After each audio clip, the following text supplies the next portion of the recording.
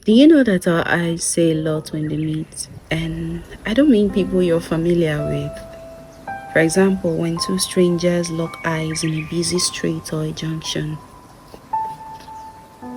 we know deep inside our heart that we don't know that individual. Do you ever wonder what their story might be? Could he be a serial killer?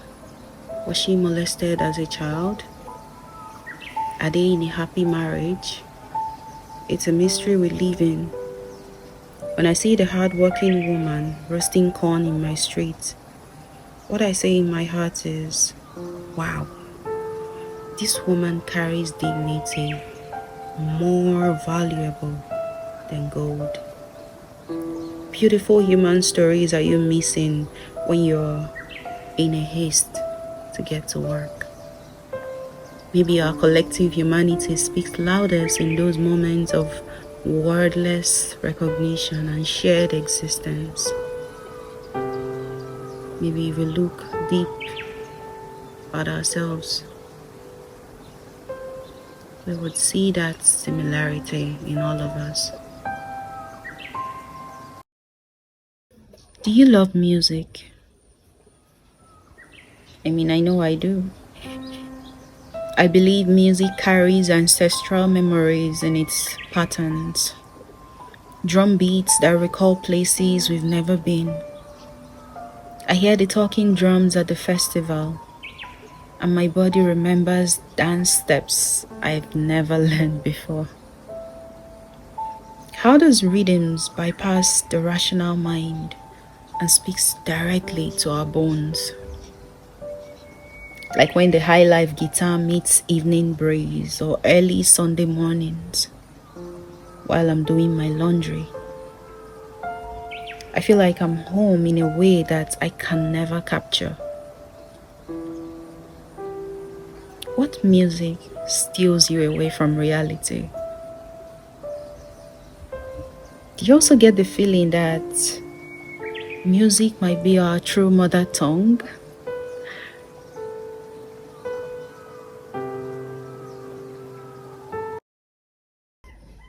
Why do we hit the gym? Why do we eat healthy? Why do we work so hard to become better versions of ourselves? We live in a world full of so much suffering. We might all die anyway. So why try? I heard someone say the world is a marketplace. When you're done trading, you go back home. I still don't understand that statement till today. Are we all just traders on a journey? Where will my next bus stop be? Where will your next bus stop be?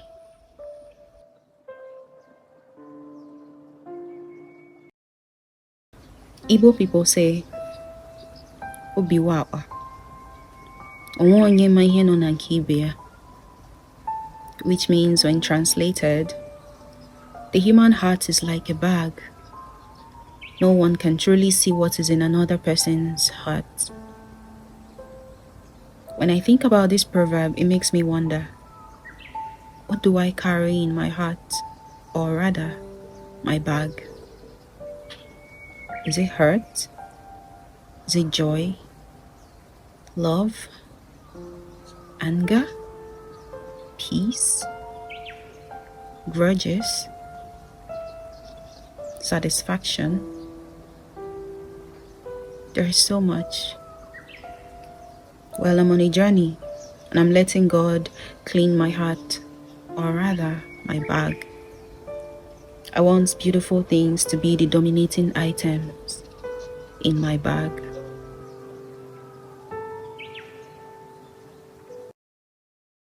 This was not the plan, she said. A naive little girl with her heart full of dreams, buried under the rubbles of another person's mistakes. Coming from a broken home is not an excuse, she said. 20 years of tears gathered up in a sack bag, a very heavy load for one woman to carry. It's not much of an addiction, she said. The satisfaction comes right before the regrets. The distance relative created because it's not yet time for congratulation has left me wondering.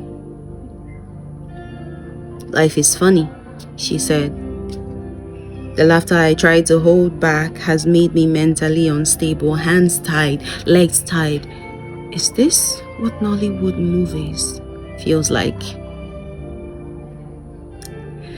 There is no happy ending, she said. My heart is bruised, my eyes can't see colors.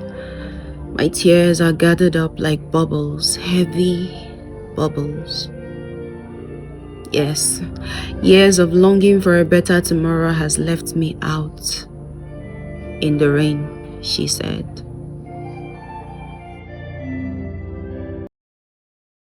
It could be easier to feel lonely in a crowded room. I cried tears of joy in my pain, saddened and screaming, give love a chance, wanting and desiring the opposite of me. Chasing pavements, now I see clearly that I'm fighting the wind. Craving kisses from a stranger who loves me but doesn't want anything to do with me. It could be easier to be friends with Luffy, join him in searching for the One Piece, and maybe make my own dreams come true while on this journey across the sea, where the pain is not real, but I cry in my room while looking at my screen, thinking how hard could it be to make sacrifices for the people we love but don't see. I could be good, I could be great, and yet unsatisfied. I could wear red or maybe even black just so you could see the little devil in me. I could just laugh and then cry. Don't you know how bad it hurts? Because maybe I could just walk away from all of this. Probably you'll be satisfied.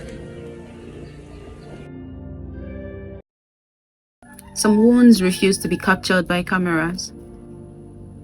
Hidden beneath confident smiles and colorful Ankara fabrics. The invisible bruises of harsh words, of freedom slowly narrowed, of voices gradually silenced. I see her at the water pump each morning, carrying both jerrycans and unspoken sorrows. How many women walk through life bearing the weight of invisible pains? Your scars may not be visible, but believe me, they are valid.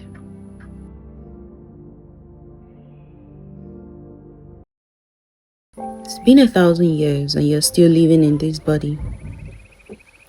A calvary of disintegrated figures. A horrific cloud of dysfunctional rainbow. A glass house made of dust in which I was formed. It's been a whole century and yet humans refuse to learn. The things we call wickedness, the things we view as unusual. Solving half of the problems we created ourselves.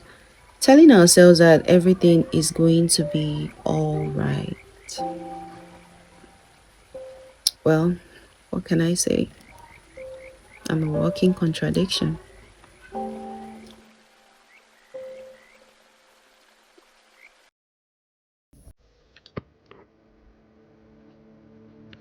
I heard the term physical law, and what came to my mind was cherry tree branches dancing in an open field, a pinch of salt in a freshly cooked meal, rising dust on children's playground, aching bones after an intense workout, an eyelash stuck in the corner of my eye,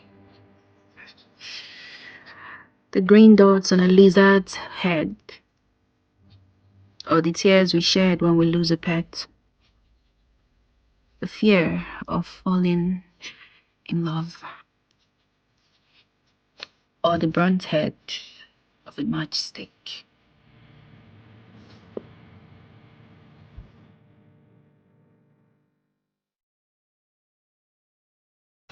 Some endings don't slam doors. They don't shout. They don't break the room in half. No, some endings arrive quietly, like a fading light slipping off walls that once felt warm. I didn't notice it at first. The distance, the slow replies, the way your voice stopped reaching me, the way it used to. It wasn't sudden, it wasn't loud, it was just less. Less effort, less honesty, less us. And that's the thing, you never said goodbye, but everything you did whispered it for you. Your silence said what your mouth wouldn't. Your absence finished the sentence your word had already started. Some people leave without walking away. They just stop showing up in a way that matters. And that's how I knew. The goodbye already happened. You just never said it out loud.